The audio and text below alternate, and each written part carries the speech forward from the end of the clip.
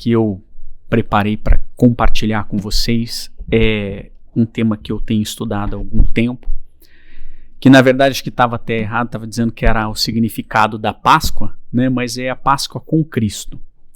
É o tema correto dessa estudo que eu compartilho com vocês, né? Objetivo, claro, não podia ser diferente na véspera da Páscoa, né? A gente, na semana de Páscoa, a gente fala, não tem como não falar sobre a Páscoa, né? Sobre o significado da Páscoa. O Espiritismo em si, dentro da dogmática do Espiritismo, a gente não tem nenhum ritual, tão menos um ritual para a celebração da Páscoa, né? Isso não significa que o Espiritismo condene qualquer um de nós que praticamos determinados rituais, até por uma questão histórica, né? Mas o grande objetivo desse compartilhamento, desse estudo, é a gente compreender esses símbolos que nos são trazidos e como que o Espiritismo vê a Páscoa, né? Como que as passagens, quais são as lições que nos são trazidas da Páscoa. Então essa é o grande ponto. O Espiritismo ele compartilha de algo que nós chamamos fé raciocinada. Como a gente tem essa fé raciocinada, quase que fica incompatível a gente trabalhar com rituais, né? Isso não significa que os rituais não sejam importantes na nossa vida, que os símbolos não sejam importantes na nossa vida. É apenas um outro enfoque da situação.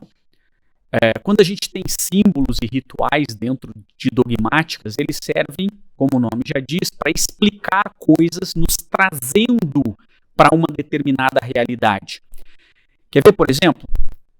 E por isso que é difícil explicar um ritual. Porque o ritual ele não foi feito para ser explicado, ele foi feito para ser vivido, para ser você praticado. Então, quando você pratica aquele ritual, você vive aquela situação e remete.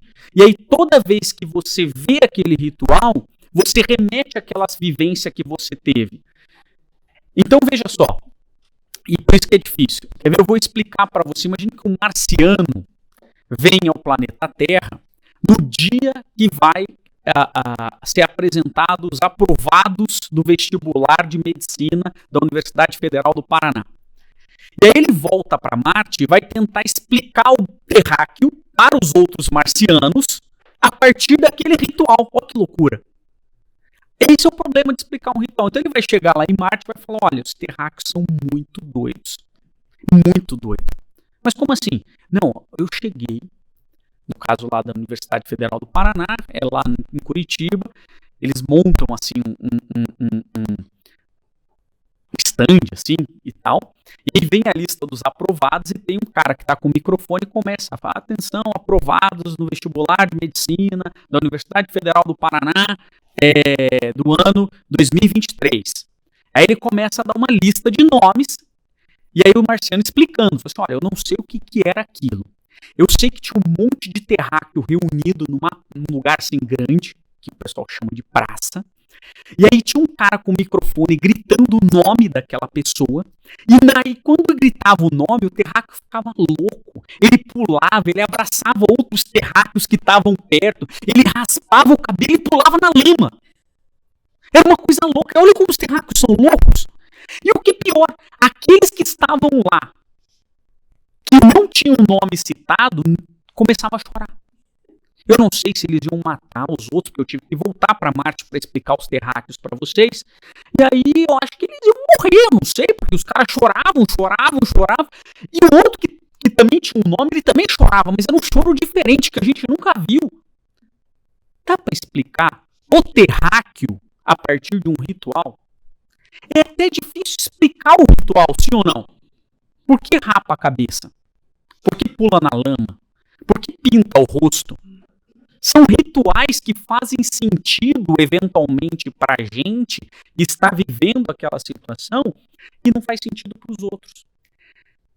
Compreenderam? Por isso que é difícil quando a gente pega na Bíblia e vê um ritual, vê uma situação, se você não praticar, se você não vivenciar. Então, por exemplo, o ritual de Páscoa ele tem toda uma ritualística programada para que a gente reviva aquela situação. Esse é o objetivo desse ritual de Páscoa.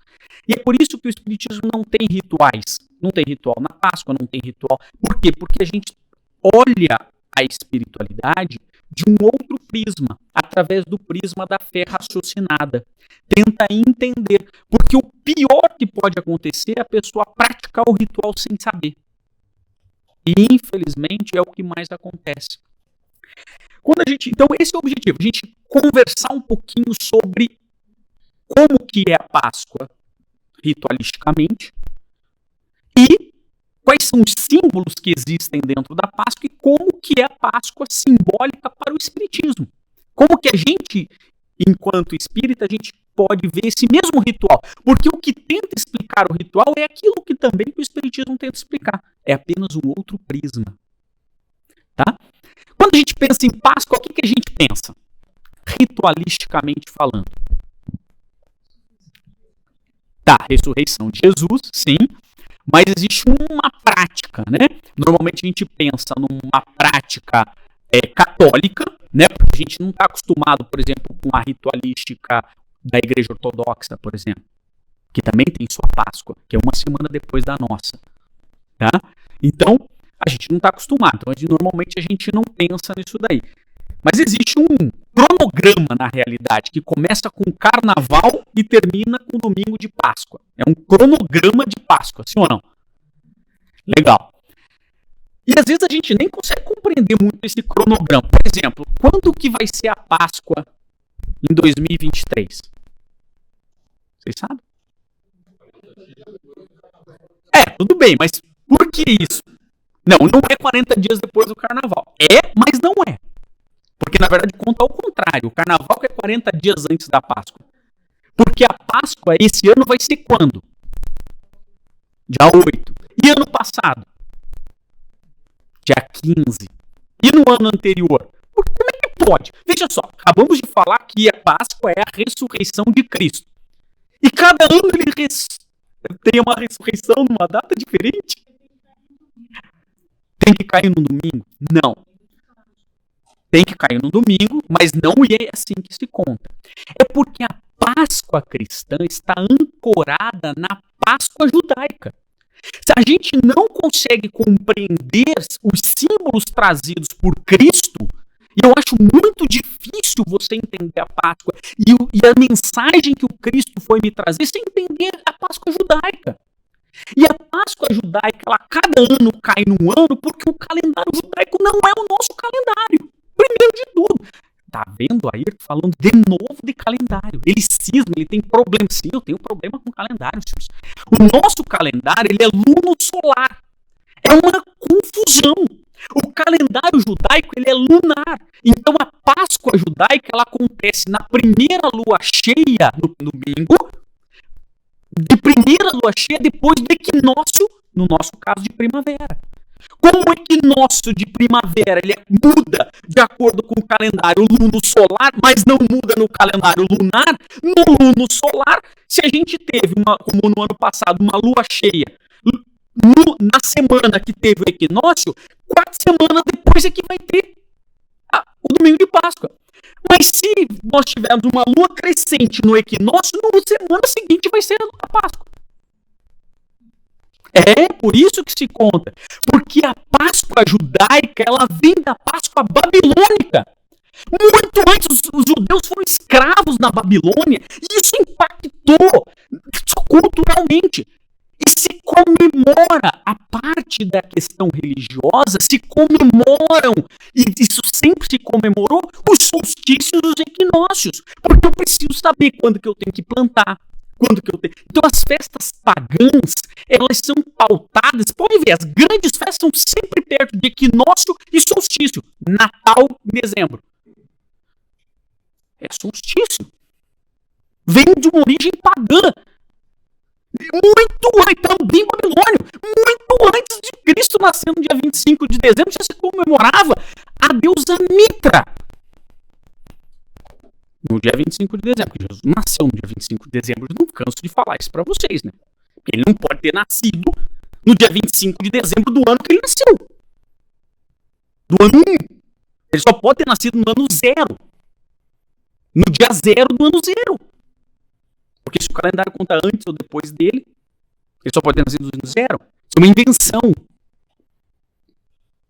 Então a gente tem que ter claro esses símbolos. Jesus não nasceu 25 de dezembro. Isso é uma invenção.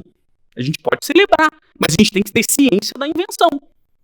Porque senão a gente cai na mediocridade. Então a gente tem que... Isso não significa que a gente não possa comemorar, isso não significa que a gente não possa dar presente, isso não significa que a gente não possa fazer. Então, a Páscoa, ela acontece na primeira lua cheia, Páscoa católica, porque a ortodoxa é depois. A Páscoa católica, que é essa que nós vamos celebrar, ela vai acontecer na primeira lua cheia, depois do equinócio. Equinócio é muito importante porque o dia e a noite têm o mesmo tempo. A partir daquele momento, no caso, equinócio de primavera, né, que é o que nós passamos agora, o dia começa a ficar mais longo e a noite mais curta. Então, existem motivos que os pagãos... Porque, imagina, se perguntar pra gente que dia é hoje e a gente não olhar no iPhone, a gente não sabe, sim ou não? O iPhone era a função dos sacerdotes pagãos. Eles eram responsáveis. Por que todas as culturas contavam o tempo? Porque precisa saber a época de plantar e a época de colher, a época de guardar e a época que vai começar o inverno e o verão, senão se fica uma bagunça. E por que a gente mudou o calendário juliano para o calendário gregoriano, que é o que a gente segue hoje? Porque como o calendário juliano não considerava o ano bissexto, né? Aí o que acontecia? Em um ano, fazer diferença 4 horas, 6 horas, 48 minutos, não faz diferença. Mas em 1600 anos, a primavera já não caía na primavera, o outono já não caía no outono, e já começava uma bagunça. Aí o Papa Gregório falou, cara, vamos contar de novo o tempo, porque tá uma zona esse calendário. E aí mandou contar o tempo. Aí mandou lá no mosteiro contar o tempo, eles perderam 6 anos. Jesus também nem nasceu no ano 0, ele nasceu no ano menos 6. Senhores. Porque eles perderam 6 anos na contagem. Hoje se tem tranquilamente. E aí você fala assim, tá, mas e agora por que não corrige? Senhores, você já pensou? Vocês estão tudo errado, não é 2023, é 2029. Você imaginou trocar isso agora?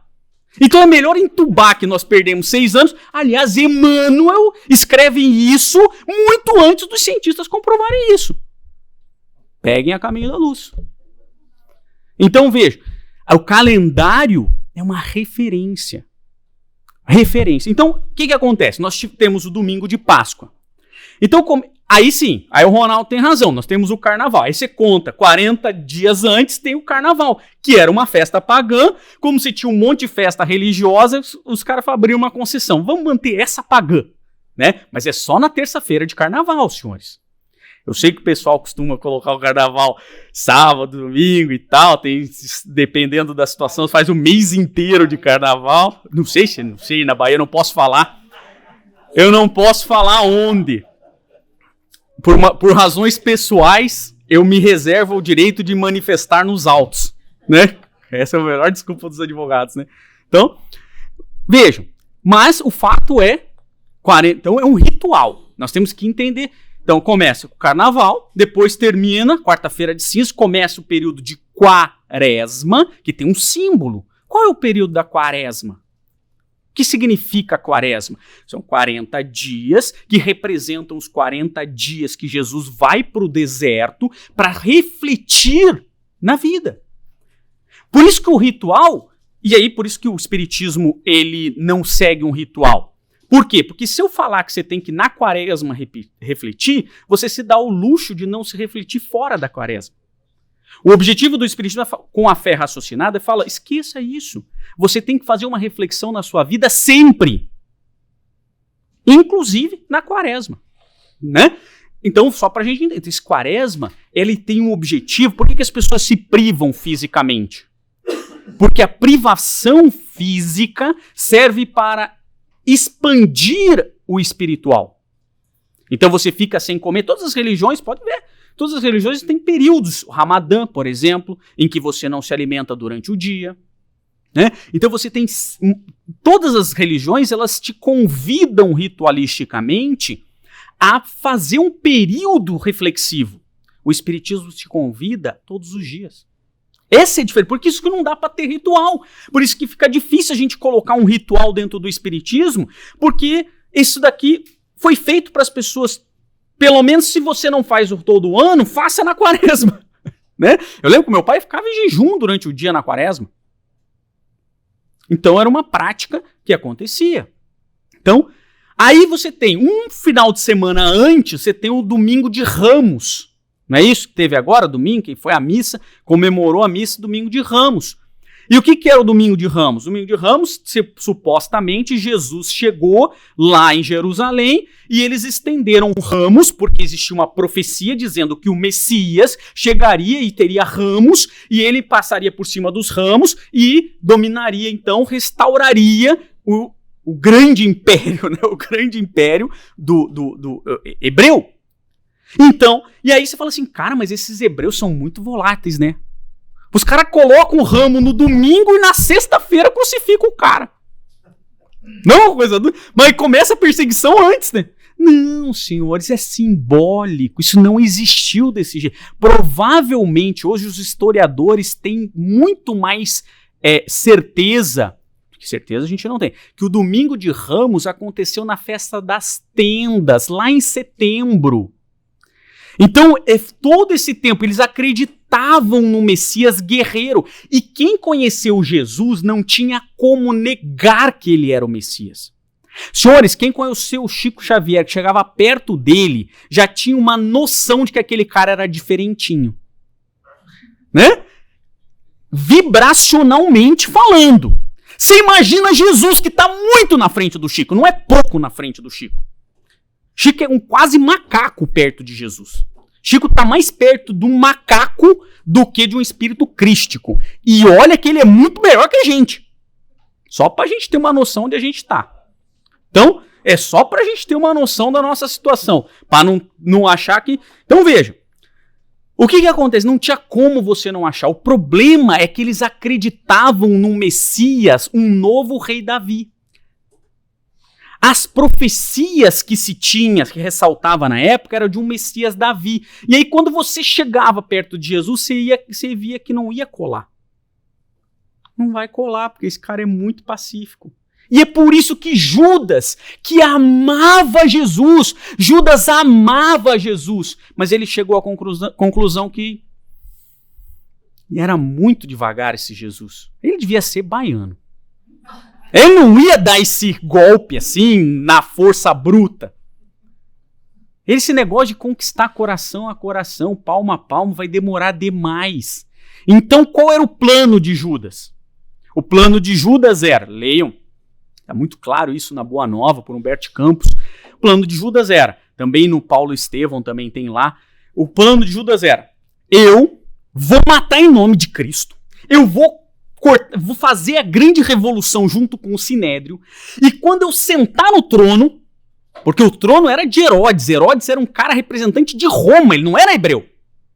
E aí eu vou sentar, e na hora que eu sentar no trono, eu falo, eu renuncio e trago o Messias verdadeiro para sentar aqui. Esse era o plano de Judas, que não deu certo.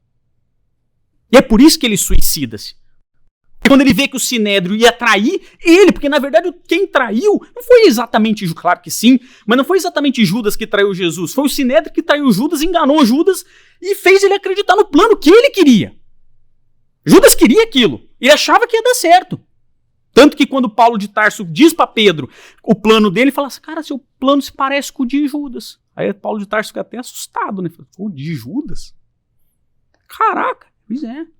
Então o objetivo, e é por isso, e eles perceberam, os hebreus perceberam que aquele cara era o Messias, mas ele era devagar demais. Então de setembro, por isso que se tem muito mais lógica, que de setembro até a Páscoa, eles viram, então vamos preferir Barrabás. Por que eles preferem Barrabás? Porque Barrabás, ele era o cara que ia dar o golpe, porque Barrabás ele não era bandido, senhores. Ele era terrorista. É muito, viu? Tem até sonoplastia. Quando fala de Barrabás. Ele não era bandido, senhores, ele era terrorista, ele é muito pior que bandido. Barrabás era pior que bandido. Então, quando o povo opta por Barrabás ao invés de Jesus, é porque eles falaram, Jesus não vai tomar o poder de Roma, porque Roma é muito mais forte. A gente precisa de um cara que seja revolucionário. Porque eles achavam, tanto que esse cara foi solto, depois ele vai para lá, e qual a consequência? Ele faz depois que Jesus é morto, ele faz uma grande revolução, que mata um monte de gente, aí sabe que os romanos falam, eu tô de saco cheio desses hebreus, sabe o que eu vou fazer? Eu vou destruir tudo. Não é o que eu vou acabar com Barrabás. Barrabás foi responsável pelo ano de 72, onde Roma destruiu a Palestina. Palestina virou terra de ninguém. Eles destruíram o Templo de Salomão, que até hoje não foi reconstruído. Tem só o Muro das Lamentações, que foram destruídos pelos romanos, por culpa de Barrabás. O povo hebreu foi destruído pelos romanos. Só não morreu quem conseguiu fugir. Porque eles mataram todos. Chama-se jeitinho romano de resolver problemas. Lei de causa e efeito. Não é à toa que você escolhe Jesus por Barrabás. Mas você sofre as consequências de ter escolhido. Esse cara monta uma grande revolução que implica no término, praticamente acabou por anos. O Estado de Israel só foi reconstruído em 1948. Depois que os romanos acabaram no ano de 72. Legal ou não? Isso é a lei de causa e efeito.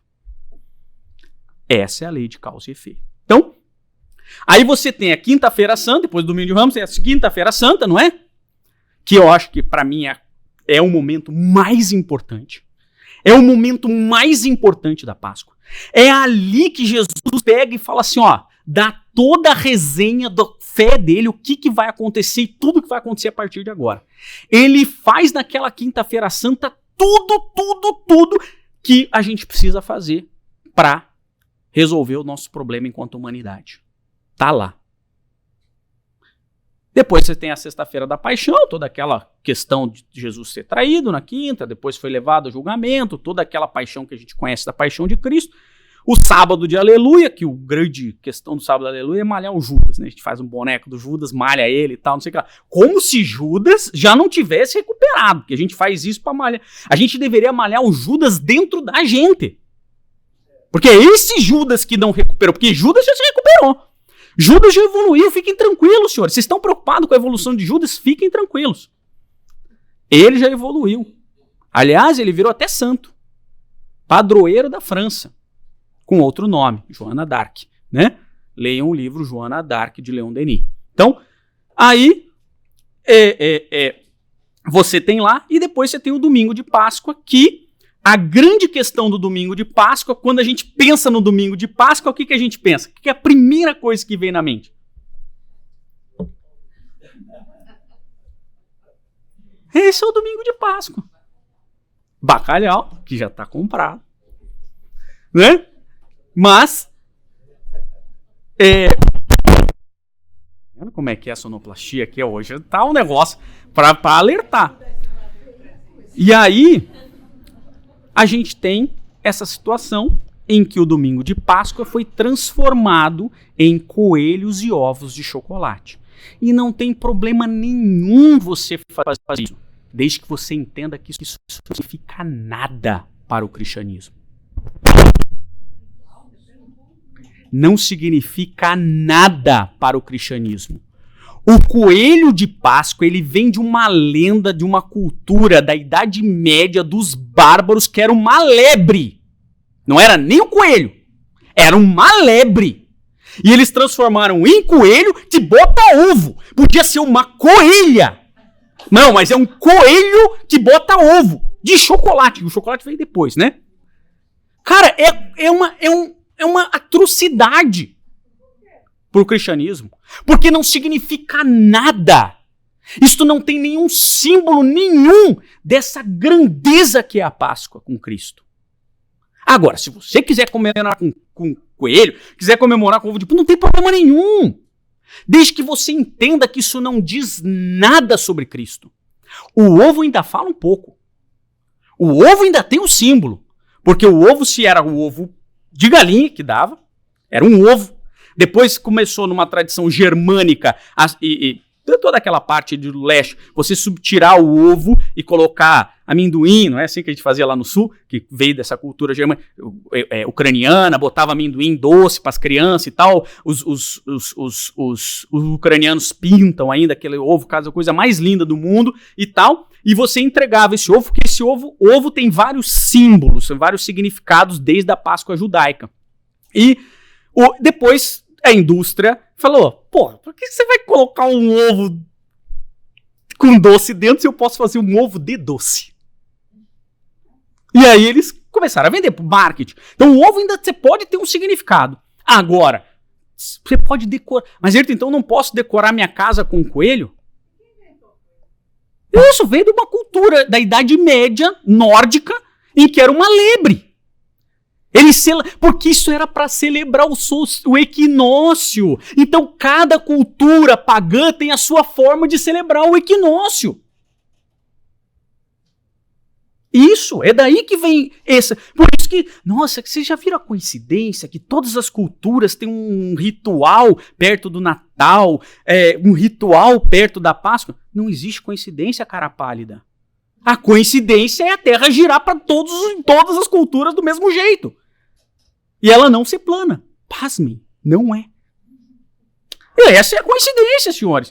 Todas as culturas celebram o equinócio e o solstício de alguma maneira, porque precisava celebrar para avisar o povo que não tinha folhinha, nem iPhone naquele tempo, que era época de plantar, época de colher. Isto ganha um significado diferente com a cultura hebraica. Mas os solstícios e os equinócios são celebrados por todas as culturas. E todas as culturas fazem calendário, porque todas as culturas, acreditem ou não, precisam comer. E precisavam comer. E para comer tinham que plantar. E para plantar tem que plantar na época certa. Então é por isso que é daí que vem essa origem. Senão a gente fica imaginando que é mágica. Não é mágica. A Terra gira e faz equinócio e faz solstício em qualquer lugar do mundo no mesmo dia. E aí a gente faz celebrações pagãs para isso, para lembrar o povo que essa é a época. Agora, a Páscoa é muito mais do que coelhos e ovos de chocolate. É muito mais do que isso. E é isso que a gente vai tentar compreender dentro desse caminho. Para entender um pouquinho da Páscoa, óbvio que eu não vou poder voltar tudo, a gente tem que entender os símbolos da Páscoa judaica. E os símbolos da Páscoa judaica, eu sei que o meu tempo não é muito, eu sei que só tem até 10 horas da noite hoje, então a gente não dá para contar todo o Testamento. Então não vou começar do princípio, vou começar só da Gênesis, mas não do início da Gênesis, né? Para entender a Páscoa, a gente tem que entender José do Egito. Tem que entender quem que era o José do Egito, o cara da novela. Ah, não é o cara da novela. O José do Egito era filho de Jacó, lembra do Esaú e Jacó? Do livro Machado de Assis? Ah, não, da Bíblia. Então, tem lá o Esaú e Jacó, Esaú brigou com o Jacó, fizeram aquela confusão, não sei o quê, depois Jacó tinha um monte de filho, né? Dentro desses bando de filho que ele tinha, ele gostava mais de dois, que era Diná e José, porque eles tinham uma mediunidade olírica de interpretação dos sonhos, que era a mesma mediunidade que a mãe dele tinha, né? Então eles interpretavam, então Jacó dava muita trela porque o José falava, isso gerava inveja entre os irmãos. O que os caras fizeram? Fingiram que mataram José, entregaram ele pros caras da caravana, e aí jogaram sangue de cordeiro e falaram, o José foi atacado e tal. O Jacó ficou bem bravo. Jacó, lembra do Jacó, da escada de Jacó? Senhores, a escada de Jacó é uma das coisas mais importantes do Templo de Salomão, e as pessoas acham que é uma escada física. E as pessoas interpretam isso como uma escada física. E eles estão dizendo, senhores, espírito medíocre, espírito primitivo só pode habitar o primeiro andar da escada. Espíritos crísticos podem estar lá em cima no último andar e voltar para o primeiro, mas esse não pode estar lá na frente. E as pessoas acham que a escada de Jacó é uma escada física. E aí você faz um templo e faz lá um templo imitando o templo de Salomão, que está lá descrito em Êxodo, e acham que isso vai ser a sua salvação. Eu fico nervoso, né? Então, é que eu tô com sede. Então, mas não dá. Não dá mais pra gente brincar desse jeito, porque a gente não tem tempo pra brincar mais. A gente teve 4.000 anos pra brincar desse jeito. Não tem mais tempo. Ou a gente compreende esses símbolos, ou a gente não vai pro processo evolutivo. Porque já deu. Então o que acontece? Isso é o Jacó. Aí o José vai pra lá, e depois José passa a ser interpretar os sonhos do faraó, lembram? 40 anos depois, que as pessoas acham que é um episódio, né? Assistiu novela no dia seguinte ele está interpretando lá. O cara fica 40 anos como escravo no Egito e um dia ele interpreta o sonho do faraó e passa a ser o braço direito. E aí o que ele faz? Tá lá, passa a ser muito importante, como se fosse um grande governador do Egito e tal, não sei o que lá. E ele passa, então, um dia, passa um problema lá... Obrigado, Ronaldo. Eu botar açúcar, mas eu não coloquei açúcar, tá? Aí ele passa lá 40, passa lá reinando, passa uma necessidade lá nos hebreus, os irmãos vão buscar alimento no Egito, porque o Egito, embora tenha seca, né? E ele fala, 7 anos de seca. 7 anos não é nada, faz 15 anos que não chove. Agora faz 15 anos que não chove no Egito, tá? Então 7 anos não é nada. Então, agora tem o Rio Nilo, e o Grande Nilo é o que dá subsistência, por isso que ele sempre foi, o Egito foi o celeiro do Império Romano, o celeiro de todos os... E aí eles vão buscar comida. José identifica os irmãos, e qual é o símbolo? Perdoa os irmãos. E fala, traga o meu pai que eu vou receber vocês no Egito. E aí faz. E aí entre José e Moisés, que você também acha que é só um capítulo, né, da novela. Próximo já são 400 anos. Entre José e Moisés são 400 anos. E nesses 400 anos, 70 famílias, como diz, 70 homens foram ao Egito e eles procriaram. Porque tem uma coisa que o judeu gosta de fazer, é procriar. Então, eles procriaram a tal ponto que ficou menos... Os egípcios começaram a ficar meio incomodados. E aí o que diz o que diz a Gênese? Um faraó que não conhecia a fama de José. Mais uma lição pra gente, não importa quem você é, você será esquecido. Então não se paute naquilo que você é hoje, você será esquecido. Um faraó que não conhecia a fama de José escravizou os hebreus. E eles ficaram escravos por muito tempo, até que veio um cara chamado Moisés, e aí Moisés foi lá e fez o quê? 40 anos no deserto, né? Tudo 40. E aí ele amadureceu essa ideia de que acabou. E aí a gente, para entender a lei de causa e efeito, para entender o resgate coletivo, a gente tem que entender isso aí. Deus falou com Moisés e falou assim, linguagem de hoje. Moisés, vocês já pagaram o que tinha que pagar, os hebreus cometeram muitos equívocos no passado, o Jacó tinha escravos, né? Então, tem problema, tudo bem, o resgate de vocês está susse. A partir de agora, vocês estão livres para ir para a terra prometida e você vai ser o cara para libertar. Vai para o faraó e dá os 10, não mandamentos, 10. Como é que ele conversa? Pragas, exato. Que não são pragas. Pragas é na nossa tradução. Porque na tradução hebraica são 10 sinais.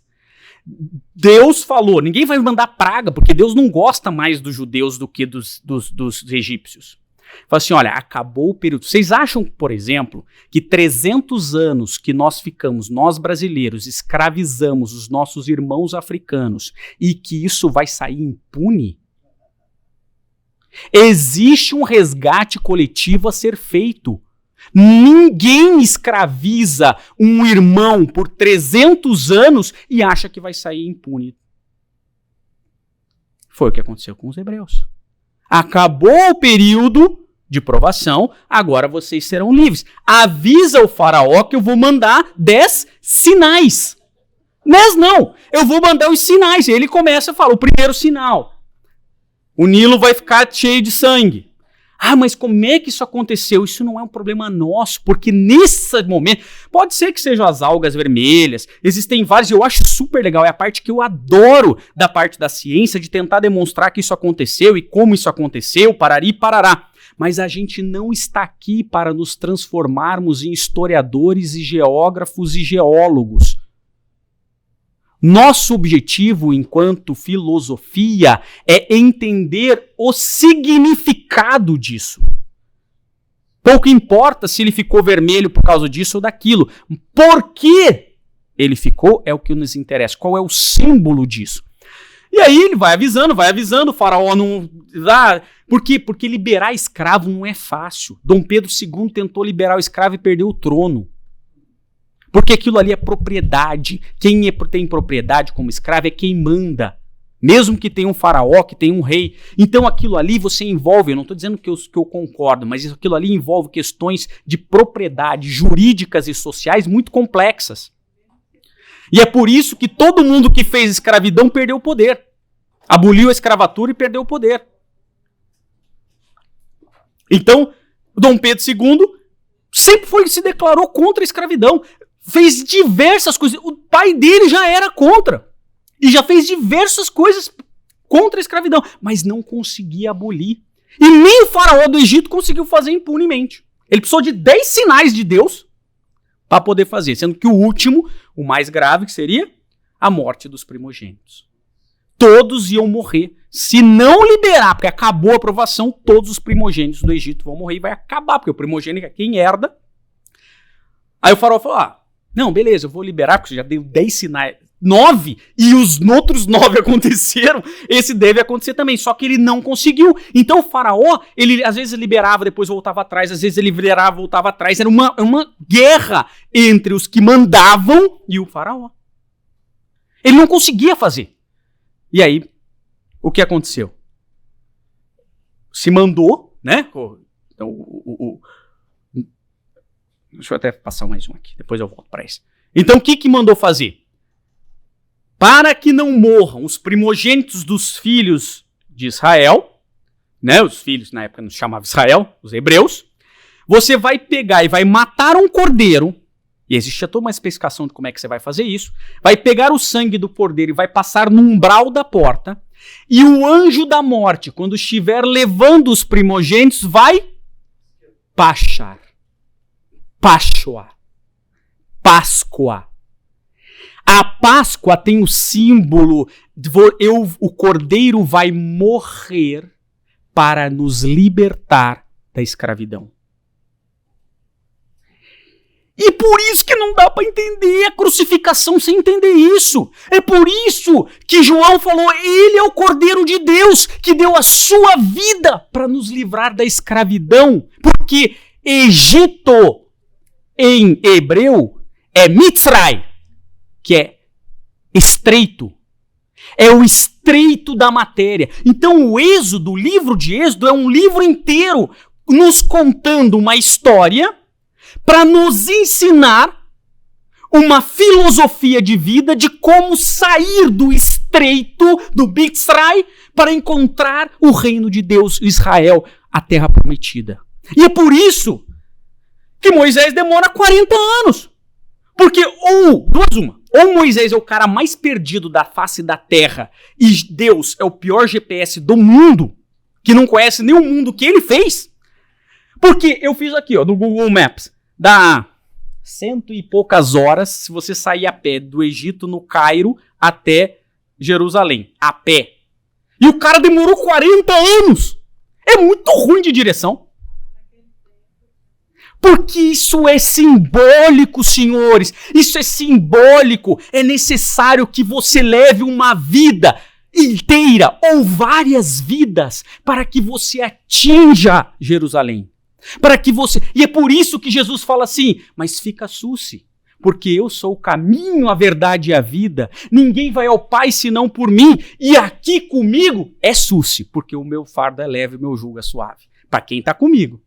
Esse é o símbolo. Jesus é o Êxodo. Para entender o Êxodo, para entender o símbolo Jesus, ele se apropriou de todos esses simbolismos judaicos e colocou nele a pessoa. É por isso que Jesus é crucificado no domingo de Páscoa, no domingo que o Cordeiro foi morto para salvar os primogênitos. E se a gente acha que a Páscoa cristã é ovo de Páscoa e coelho, a gente está muito enganado. E é por isso que os judeus comemoram até hoje com esse prato. Eles fazem esse prato onde tem um osso de cordeiro ou de frango, simbolizando aquele que deu a vida para nos dar a liberdade. Aquele que deu a sua vida para nos tirar da escravidão. Ele tem um ovo, olha aí o ovo cozido, que tem vários símbolos, como a renovação, a vida que vai surgir, mas também simboliza o próprio povo de Israel, que é frágil. Mas quando submetido ao calor, à tensão, ele fica resistente, fica forte. Esse é o símbolo, é o ovo cozido. Ele tem o pão sem trigo, pão de ázimo, né? Que, aliás, era a festa que Jesus está... Onde vamos comemorar as festas de ázimos? Essa é a pergunta para que os discípulos fizeram a Jesus na festa. Onde vamos comemorar? Esse pão, alguém já comeu esse pão? Não é o sírio, é o pão de ázimo. Se você não comeu, não perdeu nada, é uma porcaria. É uma bolacha, água e sal piorada. Porque a bolacha, água e sal ainda é boa, né? Porque ela não tem só água e sal, porque se ela tivesse só água e sal, o mar seria um bolachão gigante, né? Óbvio que não é só água e sal. Mas o pão de ázimo simboliza, cara, a hora que o faraó falou, libera, sai correndo. Por isso que você faz esse jantar de sandália, de roupa, de cinto, de pronto para ir embora. Então, todos são símbolos da cultura judaica. Você tem o vinho, que simboliza a alegria da liberdade. E para cada praga, se faz uma oração. E para cada praga, para cada sinal, se põe a mão no vinho e tira uma gota. Por quê? Porque mesmo que o povo que te escravize, se ele está sofrendo, isso vai diminuir a sua felicidade. Isso é uma lição, senhor. Você jamais estará plenamente feliz, mesmo que o seu inimigo esteja sofrendo. Isso não vai te trazer a plena felicidade. Então, para cada uma das 10 pragas que a gente chama, 10 sinais, se tira uma gota da nossa felicidade. Porque nós não temos o direito de estar feliz plenamente ao ver o nosso inimigo sofrendo. Ainda que ele esteja nos escravizando. Isso daqui é uma lição. Isso aqui é lindo, senhores. Mas Jesus veio falar assim, não, isso é lindo, mas não é suficiente. Para chegar em Jerusalém, você tem que amar o seu inimigo. Não é não só não se sentir feliz com a tristeza dele. É amar. Veja, esse é o detalhe. Então, existem várias coisas. Existe essa verdura ali que se passa assim numa água com sal, que simboliza a lágrima da escravidão, a dor que é ser escravo. Isso é ritual. Porque o judeu de hoje tem que saber o que aqueles judeus há 2.000 e quase 3.500 anos atrás passaram. Esse é o símbolo. E Jesus se apropria desse símbolo para nos trazer mensagens. É por isso que eu não consigo compreender a Páscoa cristã sem compreender todo aquele ritual que a gente passou, sem compreender a Páscoa judaica. Isso que eu estou fazendo um resumo. Porque quando eu fui preparar essa palestra, eu falei assim, eu não consigo preparar essa palestra sem ler o Êxodo. Aí eu fui estudar o Êxodo. Aí eu passei 1 ano estudando o Êxodo. Eu preparei a palestra antes, aí fiz, e depois passei 1 ano estudando o Êxodo. Para eu poder entender o Êxodo. Para eu poder entender, para eu poder falar um pouquinho da minha ignorância para vocês. Para poder falar, cara, é muito profundo isso. É de uma profundidade. Por que Deus vai na frente? Porque Ele está nos dizendo, Deus não está empurrando ninguém para o progresso. Deus está nos guiando ao progresso. Deus está na frente, essa luz que nos guia. É por isso que Jesus fala, eu sou a luz do mundo. É por isso que Jesus se apropria desses sinais para nos mostrar esse caminho. Então, quais são os grandes símbolos da Páscoa com Cristo? E aí eu vou extraindo dos evangelhos algumas coisas. Eu acho que o primeiro grande símbolo é que Cristo está vivo. Então, o primeiro símbolo da nossa Páscoa é o quê? Qual a cruz que nós temos na Páscoa? A cruz sem Cristo. A cruz vazia. Que é o símbolo de que ninguém morre. É o símbolo que nos dá a certeza da imortalidade da alma. Então, o primeiro símbolo da Páscoa é a certeza absoluta da imortalidade da alma. E foi o que Jesus veio nos dizer. Jesus, com a linguagem do Evangelho antigo, vem nos demonstrar e nos provar a existência do Espírito e do Perispírito. Porque quando Maria Madalena chega lá, como é que é a passagem? Vamos lembrar. Maria Madalena estava lá, foi visitar Jesus, tinha morrido, parari, parará, ela chega lá, ué, o túmulo está aberto. E a roupa dobrada, porque Jesus, além de tudo, era militar. Ele dobrava a roupa. Por que ele dobrou?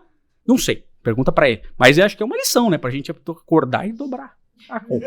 Eu acho que deve ser uma lição. Principalmente para nós homens. Exato.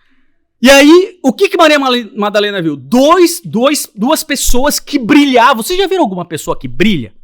Com exceção de mim, que sou uma das mentes mais brilhantes aqui do KSSF, no sol. Principalmente no sol. Né? Vejam. Vocês já viram alguma pessoa que brilha? Quem que brilha? É espírito, senhores. E o que os espíritos falam? O que você está procurando? Entre os mortos, aquele que vive. Essa é a passagem. Olha aqui, ó. Amedrontadas, as mulheres baixaram o rosto para o chão. Então é que elas viram dois homens que brilhavam. Como a luz do sol. O que é isso? Não é espírito. Não é espírito. Pode chamar o que você quiser, anjo, qualquer coisa. Mas não fui eu que escrevi isso aqui. E ele diz assim, amedrontadas as mulheres baixaram o rosto do chão e os homens lhe disseram, por que vocês estão procurando entre os mortos aquele que vive? Não está aí. É a certeza absoluta. A Páscoa é a confirmação absoluta da imortalidade da alma, da existência do Espírito, da existência do perispírito. Porque Jesus aparece e fala, não me toca. Porque eu não fui ainda ao Pai, mesmo sendo um espírito crístico, pelo ter passado por tantas dores, eu ainda preciso me reenergizar perispiritualmente para você poder me tocar. Mas fica sus, que eu vou aparecer mais 14 vezes no Evangelho e vocês vão me tocar. Inclusive, aquele tal de Tomé que falou, não acredito e tal. Não falou exatamente isso, eu estou fazendo um resumo, né? É uma interpretação minha da passagem. Mas a passagem está aqui. É necessário que o Filho do Homem seja entregue nas mãos de homens pecadores, seja crucificado e ressuscite no terceiro dia. E aí você fala assim, eu nunca entendi esse negócio de terceiro dia, porque se ele morreu na sexta, como é que ele ressuscitou? Sexta, sábado, domingo, segunda. Como é que é? Legal, não? Porque quando você morre, você conta o dia que você morreu. Então se ele morreu na sexta, é sexta, sábado, domingo. Não. Claro, né, senhor? Você tem que contar o dia que você morreu, porque você morreu. O direito também faz isso, prazos materiais. Por isso que a missa de sétimo dia, se você contar, nunca bate. Sempre é no oitavo. Você fala que tô batendo. Sempre você conta no oitavo e na verdade é um dia antes. Por quê? Vocês já tiveram uma missa de sétimo dia, não? Eu tive uma pra mim. Uma coisa muito legal. Foi uma experiência, uma das grandes experiências que eu tive. Tava lá na missa de sétimo dia. Aí o padre falou assim, estamos aqui para a missa de sétimo dia, minha tia que era ministra de Eucaristia e tal, né? Pela morte do Ayrton Lourenço Neto. Porque meu pai chamava-se Ayrton Lourenço Filho. Aí eu, juro por Deus, naquele instante, passou um filme na minha vida. Aí todo mundo da igreja fez, eu falei, tô vivo. Então eu já tive uma missa, era pro meu pai, mas azar o dele, ele não tá aqui mesmo, ele que reclama a missa dele, eu já tive a minha. Então, legal, não é? Tomei. Juro que passou um filme, parece que essa situação parecia, na minha cabeça parece que são uns, sei lá, uns 20 minutos. Mas foram só... Enfim, a passagem da Páscoa simboliza para mim várias coisas. A existência de Deus. Sim ou não?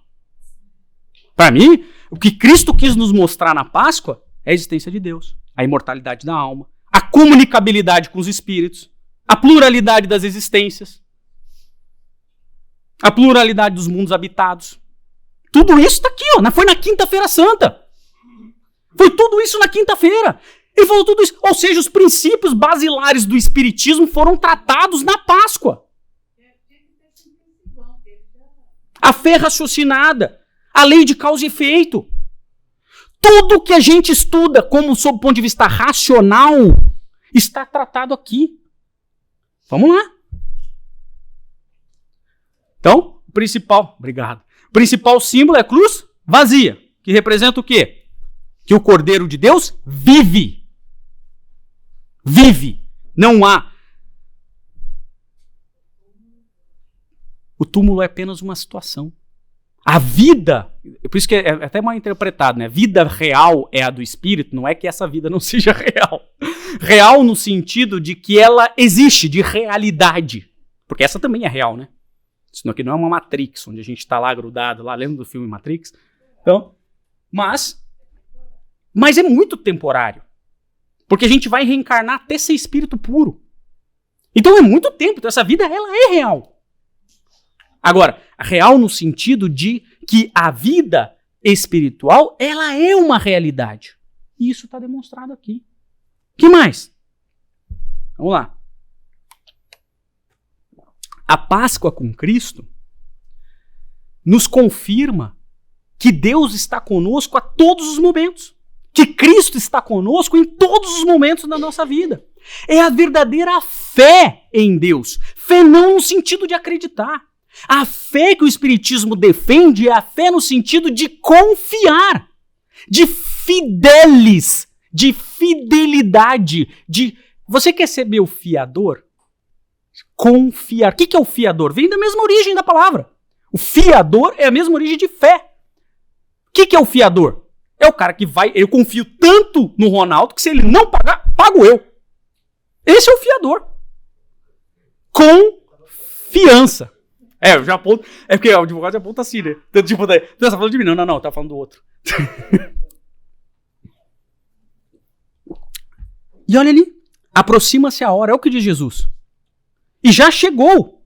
Quando vocês serão espalhados, cada um para sua casa, vocês me deixarão sozinho. E Pedro falou, não!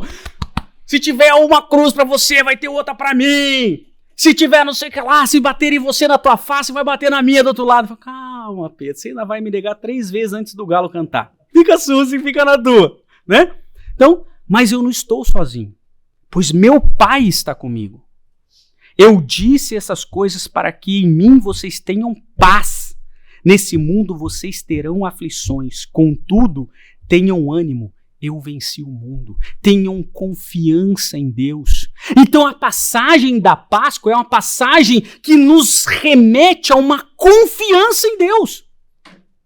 É uma confiança de verdade. Ele fala assim, não se preocupem. Eu sei que eu vou estar sozinho. Mas não tenho problema, porque eu nunca estou sozinho. Eu sempre estou com o Pai. Isso é a paz. Sumiu o meu negócio aqui. Não, sumiu tudo. Pera aí. Beleza. Tô sacaneando o Walter aqui. Ele me sacaneia, eu sacaneio ele aqui.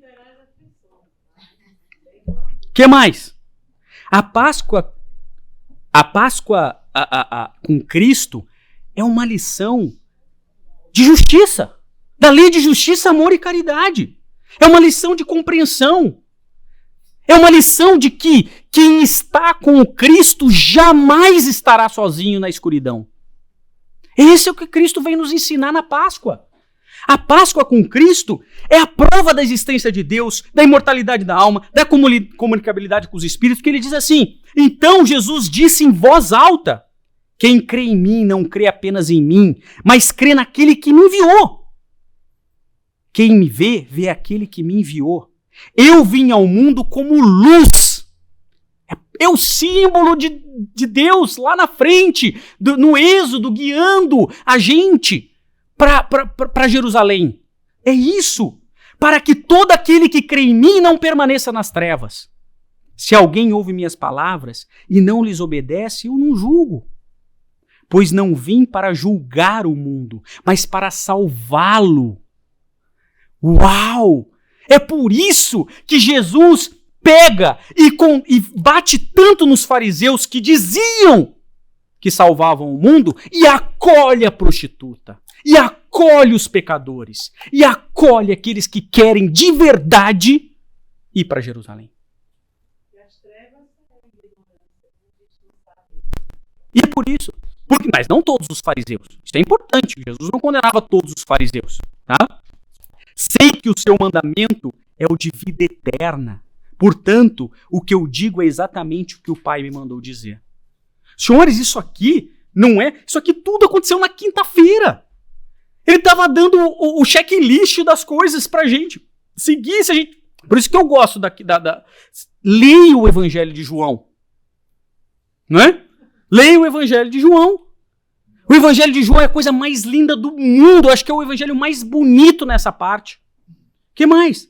A Páscoa com Cristo é uma lição de humildade. O que Cristo fez? Ele foi lá. Jesus sabia que o Pai havia colocado todas as coisas debaixo do seu poder e que viera de Deus e estava voltando para Deus. Assim levantou-se da mesa, tirou sua capa e colocou uma toalha em volta da cintura, como faziam os servos, os escravos, que era assim que eles se comportavam.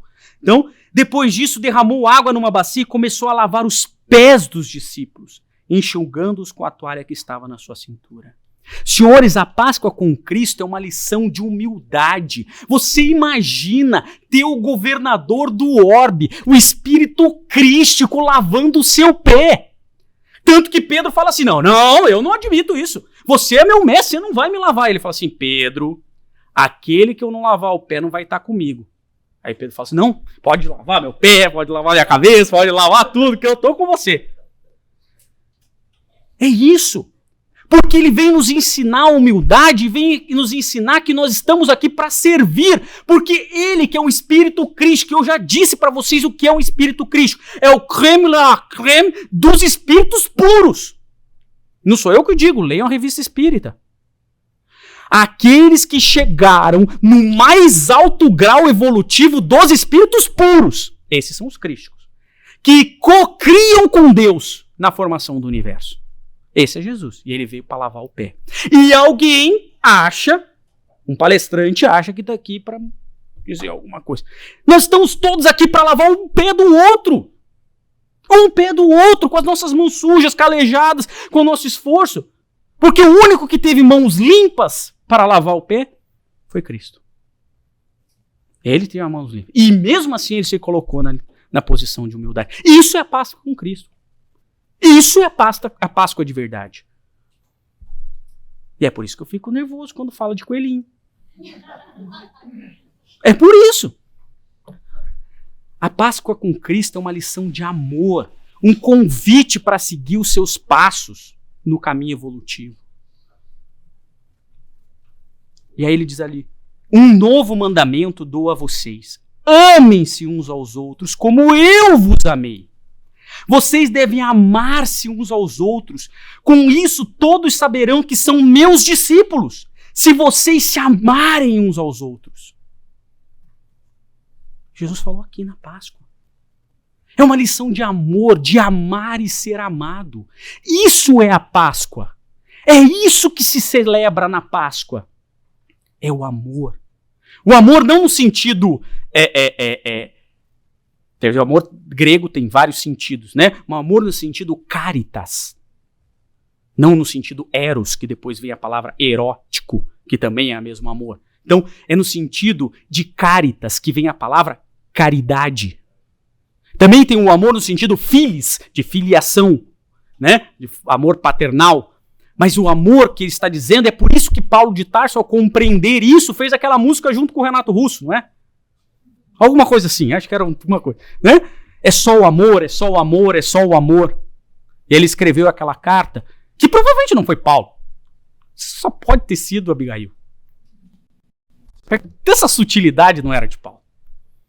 Desculpa, Paulo, mas a gente tem que ser a real, né? Vai ter a real, né? Você não vai ficar bravo comigo, mas... Não pode ter sido de Abigail, né? Quem não sabe o que eu estou falando, leia o livro Paulo e Estevão, que eu recomendo veementemente. Estou terminando, juro para vocês. O símbolo da Páscoa com Cristo é a confirmação dessa pluralidade dos mundos. É a certeza que sempre haverá um lugar para cada um de nós. E é por isso que Cristo disse lá, naquela Santa Ceia, na casa de meu Pai há muitas moradas. Se não fosse assim, eu teria dito a vocês, vou preparar um lugar para vocês. A gente tem a certeza absoluta, não só da imortalidade da alma, é como existe um lugar para cada um de nós, preparado por... Mas, Ayrton, eu gosto de matar, então tem um lugar para você no mundo primitivo. E em processo de evolução para provas e expiações. Fica susse, sempre vai ter um lugar. E aí você vai aprender que isso não é legal, você aprende mas você não vai ficar desamparado. Esse é o ponto. Então a morte, além da imortalidade da alma, da pluralidade dos mundos, é a certeza absoluta de que ninguém está desamparado. Porque ele disse, eu vou preparar um lugar para vocês, para cada um de vocês, de acordo com o que você gosta de fazer. E aí você vai ficar tranquilo. Agora, se você gostar de muito amar e todos os outros, vai ser um lugar bem mais legal. Agora, se você não gostar ainda, não tem problema. Um dia você vai gostar. Mas também tem um lugar para você, porque você não vai estar desamparado. Isso não é uma punição. É isso que a gente tem que entender. Exilados de capela não é uma punição para a capela. É uma opção que cada um fez e que depois teve que realocar. Nem processo só de... claro, tudo é processo de educação. Mas eu digo, é um processo de adequação, não dá para forçar. Se a gente chegar lá, se colocar cada um de nós num mundo perfeito, a gente não vai se adequar, porque a gente não chegou nesse estágio, não vai dar certo. Tô sentindo uma coisa, não sei, ninguém briga comigo. Tem umas saudades de uma implicância. Mas a gente já viu, a gente não tá vibrando naquilo ali. Então a gente não vai se adaptar.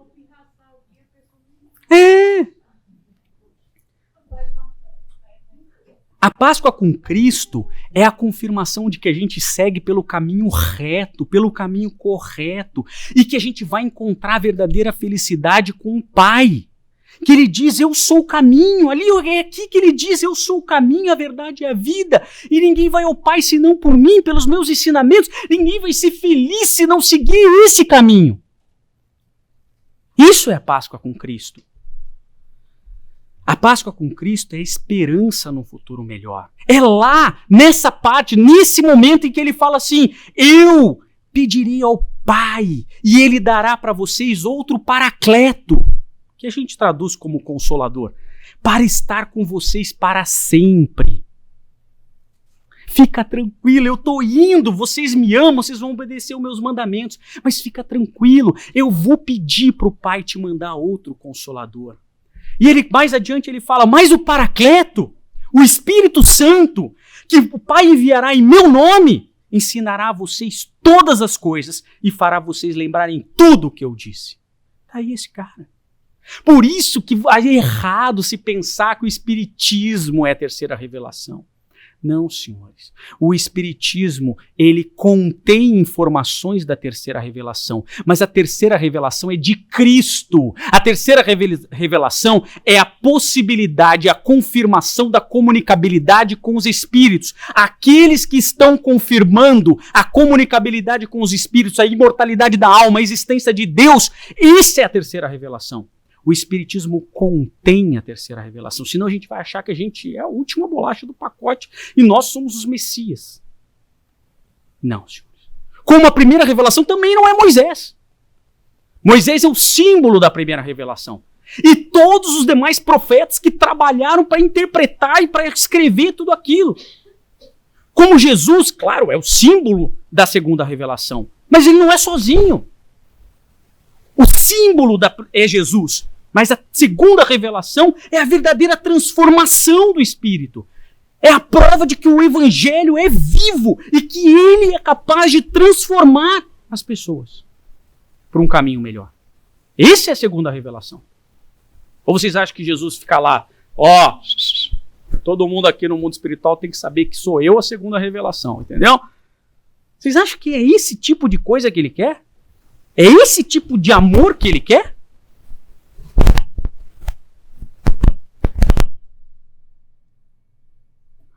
O Cristo é crucificado e aparece então primeiramente para Maria Madalena. Não é isso que nós falamos? E o Consolador prometido ele vem explicar só isso. Por isso que não tem ritual. Ele vem explicar o que é a imortalidade da alma. A gente não precisa mais ter o símbolo. A gente pode ter, mas a gente não precisa, porque a gente já compreendeu a imortalidade da alma. A gente já compreendeu a comunicabilidade com os espíritos. A gente já compreendeu o perispírito, ou pelo menos parte dele. A gente já compreendeu a mediunidade. Já veio um cara explicar sobre a mediunidade. É por isso que a celebração da Páscoa, no meu entender, ela não é só para aquele ritual. Ele é um pouco mais profundo do que aquele ritual. Porque aquele ritual era para a gente lembrar de Jesus, né? Mas a celebração da Páscoa, se a gente remeter o que é, de fato, desde a época judaica, é a dor de perder. Porque às vezes a gente só dá valor para aquilo que a gente perde, não é? É a dor de perder. Ninguém sofreu mais nesse mundo do que os discípulos quando viram o Cristo crucificado. Vocês imaginam o que era para um discípulo que sabia que ele era o Messias, tá vendo o Messias crucificado? Vocês têm noção do que é essa dor? É por isso, e ele remete a uma outra tradição judaica da época muito anterior a Jesus, que era que você pegava aquele cordeiro e colocava umas 4, 5 semanas antes, pequenininho, 4, 5 semanas antes dentro de casa e tal, não sei o quê, parari. Então aquele cordeirinho ia ficar membro da família, não ia? 4, 5 semanas depois. E aí no dia da Páscoa você matava aquele cordeiro. Você imagina as crianças chorando e não sei o quê, porque é o contato com a dor, com a perda, com aquele cara que se sacrificou para nos dar a vida, para nos dar a liberdade. Esse o contato da Páscoa. É isso que o Cristo vem nos ensinar. É isso que ele vem nos mostrar dentro da... Então, a Páscoa é também um momento de solidão. A Páscoa é um momento de introspecção. O que eu estou deixando passar na minha vida quando o Cordeiro deu a vida dele? O Cordeiro de Deus deu a vida dele e o que eu estou fazendo com a minha? Esse é o momento de reflexão. É mais do que o coelhinho com o ovo de Páscoa de manhã felicidade. É esse momento da gente balancear a vida e falar o que eu estou fazendo. O discípulo do Cristo ele deve aproveitar esse momento para refletir. Para refletir sinceramente sobre o que está fazendo. Continuamos escravos? Porque tem muitos hebreus que depois que saíram da escravidão e estavam passando pelas dificuldades, as agruras do deserto, falavam para Moisés, lá a gente era escravo, mas pelo menos tinham que comer. E quantas vezes nós nos comportamos como esse? Pô, antes eu estava sofrendo, mas pelo menos eu não era desse jeito. Essa escolha de ser melhor é um sofrimento, porque eu tenho que passar pelas dificuldades com hombridade. Eu preferia antes, quando eu era ignorante, a culpa era do demônio e não minha. É esse tipo de reflexão. É esse tipo de reflexão que é a Páscoa com Jesus. Quando Jesus diz que ele é o caminho, a verdade e a vida e vai para Jerusalém, nós estamos caminhando com ele. Essa é a reflexão que nós temos que fazer na Páscoa com Cristo. Nós estamos seguindo esse caminho porque ele é o modelo e guia, mas ele só vai modelar, só vai ser o modelo e guia para aquele que quiser. É por isso que Paulo de Tarso vira para João Marcos e fala o quê? Tá tudo bem, Você quer me abandonar? Você quer abandonar o caminho de Cristo? Não tem problema nenhum. Só não esqueça uma coisa.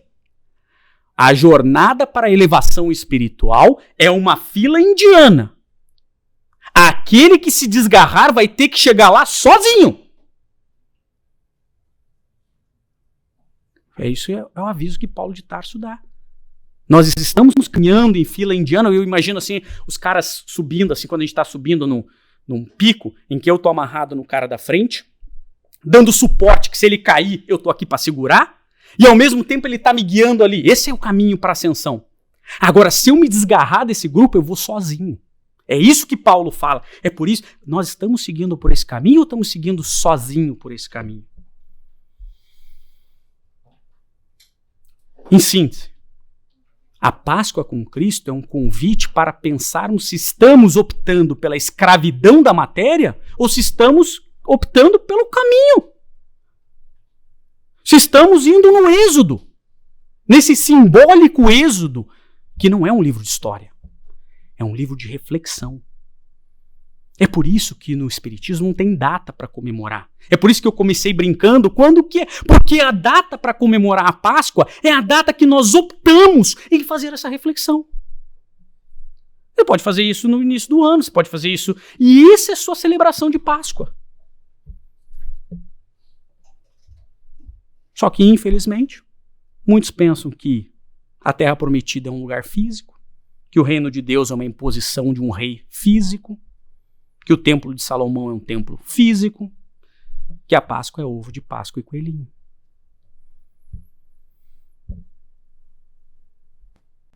A Páscoa é uma experiência de amor, além de ser uma experiência de reflexão. Celebrar a Páscoa é a certeza de amar e ser amado por Cristo. Isso é a Páscoa. A Páscoa com Cristo é um momento de reflexão e é um momento de celebração. É um momento do vinho com alegria. Vinho, se você quiser, simbolicamente falando, né? Ou não. Bom, é uma experiência de amar e ser amado.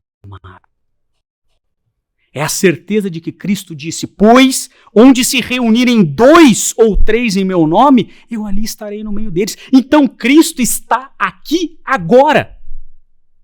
Porque ele prometeu isso. Agora as pessoas ficam esperando fisicamente. Cadê ele? Vamos tirar uma foto. Senhores, quando você está com saudades de alguém, você não manda um WhatsApp. Você não manda um oi. Por que Cristo, o Espírito Crístico, tem que estar aqui presente fisicamente, se ele pode estar presente energeticamente? Então, quando a gente celebra a Páscoa em casa, é a celebração de estar com Cristo em casa. Ele nos visitando naquele dia. Pode ser nesse próximo domingo, beleza, mas pode ser em qualquer outro momento que a gente se reúna em nome de Cristo para nos amarmos.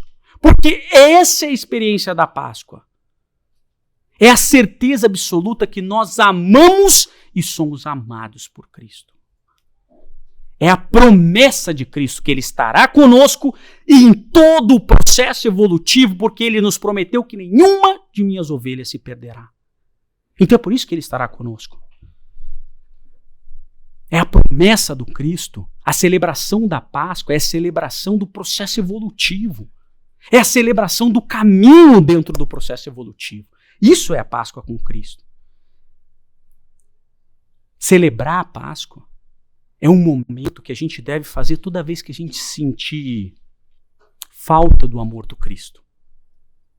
Já viram aqueles momentos que a gente sente falta do amor do Cristo? Eu tenho os momentos que eu brigo com Cristo.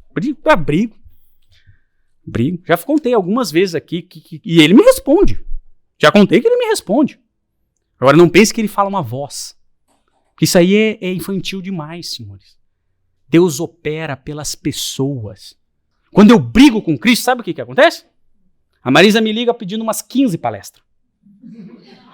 É assim que acontece. Mas não é só a Marisa, não. É Lídia, Marisa. Lá teve um mês que eu fiz acho que umas 18 palestras. Que eu tinha brigado com Cristo. Briguei sério com ele. Falei assim, pô, você faz isso com o cara que é teu servidor? O que você faz para os teus inimigos, então?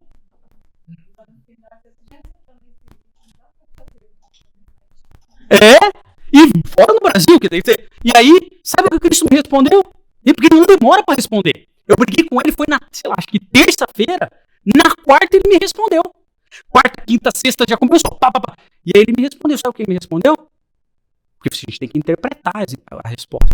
Assim, meu filho, meu irmão, você está passando por isso por conta das outras vezes que você errou.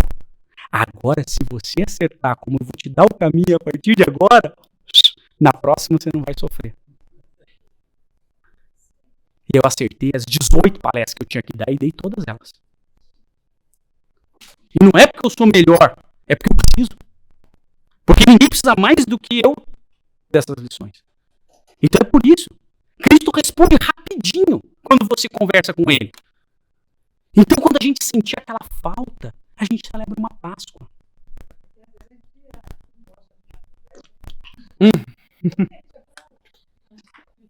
E ao celebrar essa Páscoa, é um convite de celebração da amizade, do amor, da presença do Cristo, da amizade de Cristo para conosco, da sua presença em nossa vida. A gente tem que reunir essa Páscoa em memória do Cristo.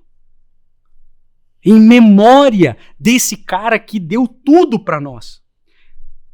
Em memória da libertação que ele é mensageiro. Porque quando a gente fala cordeiro que se dedicou, perdeu a vida, não, ele perdeu a vida para nos libertar. Então a Páscoa é a celebração da libertação que o Cristo é mensageiro. Essa é a Páscoa. E nesse momento, com certeza, ele estará conosco. Porque ele estará conosco em todos os momentos, nos momentos difíceis e tal. Mas na celebração, ele estava. Aliás, os críticos de Jesus sempre falavam: ah, você é o seguidor daquele beberrão e glutão. Que ele gostava de uma festa. Ele começa, a primeira revelação dele é numa festa, bodas de Caná. Porque ele nos ensina que o evangelho, ele deve ser transmitido com alegria. Que a boa nova é a boa nova do amor.